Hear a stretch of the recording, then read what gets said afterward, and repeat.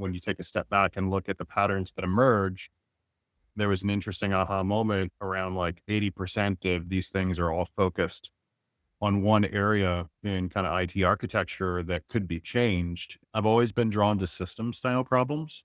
So for instance, in high school, I played a lot of games, right? Like, I don't know if you remember Falcon 3.0 or Falcon 4.0 flight simulators, and they had an ability to network. You could connect it to, you can call your friend's house on the phone line and engage with each other in kind of one-to-one dogfight. And then Command and Conquer and Red Alert came along and you could do similar things, but like in a different style of game. And it's really kind of crazy that I have to dump my traffic out through a IP to circuit gateway, then through their circuit to IP gateway to then travel across their network. It felt stupid, wasteful, not elegant, all sorts of things. So you needed not just this NAT fix-up solution, you also needed a firewall fix-up solution. And so, you keep pulling that thread and you get to a set of interesting problems, and the use cases ultimately end up really being a combination of security and enablement, right? Oh shit, this is a TTP that seems to be used by an Iranian threat actor. It's definitely fun. Like, how do these things work?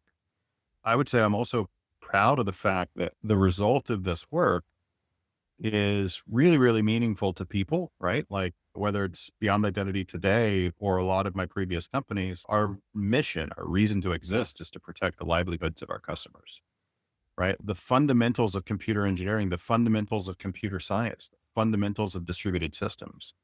We apply those fundamentals in new systems, right? Kubernetes is new. Docker is quasi new. Building out a multi-agent architecture to work on your behalf or in your product is new.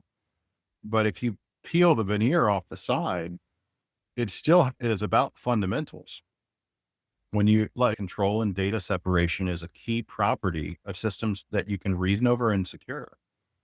And when you look at how an agent works, it mixes instruction and data in the context window, because regardless of all the change that's happened, the principles and the fundamentals have not changed. Distributed systems still work in the same way. If you think things have drastically changed, go read that book. You're going to see a lot of things that look familiar. I also realized that pure academia wasn't really for me. Like, my trick was, how do I take techniques in academia that aren't really used in industry and apply them in new and interesting ways to kind of have a leg up? The reason why I say that's one of my proudest things is almost all of the folks involved with programmable are still with me today, either working directly at Beyond Identity or they're working in kind of my friend slash ecosystem. Like, we got them all really good jobs. And beyond just getting them good jobs, they're contributing at a high level. Every state transition should produce an event. Otherwise, you don't have complete observability. There is no real progress without putting people in the fire. Steel hardened in the furnace. People are too. Others use AI or become a tool of AI. Complex things would work, but man, the path the agent found to go from A to Z was wild, right? Like, you could demonstrate the concept, but you do not want to put that in production, because then you have to maintain it. And holy hell, how are you going to maintain that? Remember my earlier example of like, the tools have gotten good enough to where they'll make something that works. It'll connect the dots from A to Z. But like, when you peek under the hood, holy hell, I don't want to deploy that because I'll have to maintain it.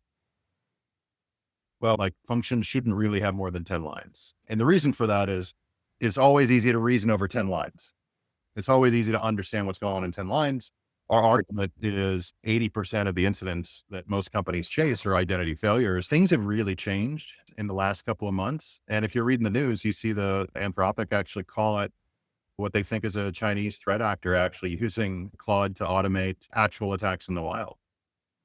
The only barrier to starting is you starting. Tools like Claude and OpenAI and whatnot, it'll help you learn faster. It'll help you experiment faster.